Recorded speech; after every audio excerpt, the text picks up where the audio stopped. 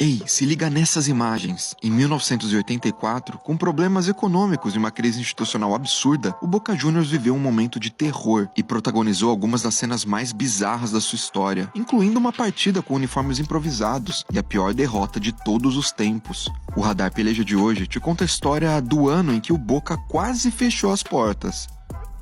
A década de 80 começou com alegrias para a torcida xenense. O time foi campeão do Metropolitano em 81, liderado por Maradona e outros craques do futebol argentino. Mas a formação do supertime resultou em muitas dívidas para o clube, que ficaram ainda mais complicadas pelo momento do país. Já na fase de colapso da ditadura militar, a situação econômica da Argentina era terrível, e o problema se intensificou depois da Guerra das Malvinas, e que parecia não ter fim. Já no governo Alfonsín, a inflação argentina chegou a 700%, época em que o Fundo Monetário Internacional, o FMI, e outras instituições bloquearam créditos para o país, que enfrentava um cenário de falência. Com a desvalorização da moeda local, o Boca, que tinha a maioria dos seus contratos vinculados ao dólar, sofreu ainda mais com as dívidas. A crise institucional do clube chegou a níveis extremos e os resultados disso começaram a aparecer em campo.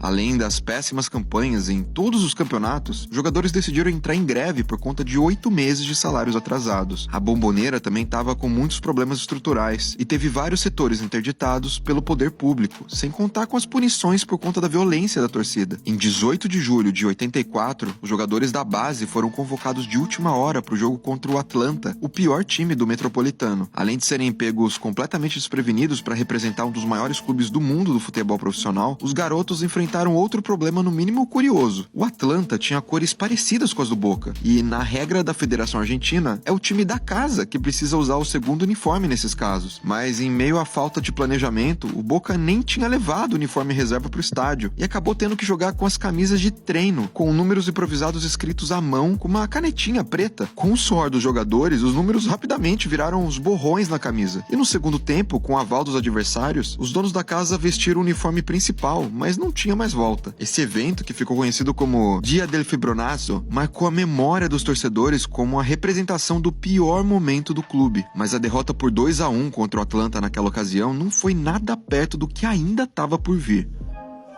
Em busca de dinheiro para poder amenizar a situação, o Boca decidiu fazer uma turnê internacional com vários amistosos. O começo dessa aventura foi traumático, uma derrota por 9-1 contra o Barcelona durante o troféu Joan Gamper, que é até hoje a pior derrota da história do clube. A humilhação na Catalunha fez com que os melhores times da Europa não quisessem gastar dinheiro para enfrentar os argentinos, mesmo sabendo da grandeza do Boca Juniors. A turnê continuou com amistosos menores na Europa e depois nos Estados Unidos, onde o irreverente goleiro Hugo Gatti chegou a se escalar como atacante contra o Atlas do México, numa partida em que o cachê total era de apenas $4.500. Durante todo esse caos, eles contavam com uma administração provisória, já que com todas as complicações, o presidente Domingo Gorellano pediu uma licença de 60 dias.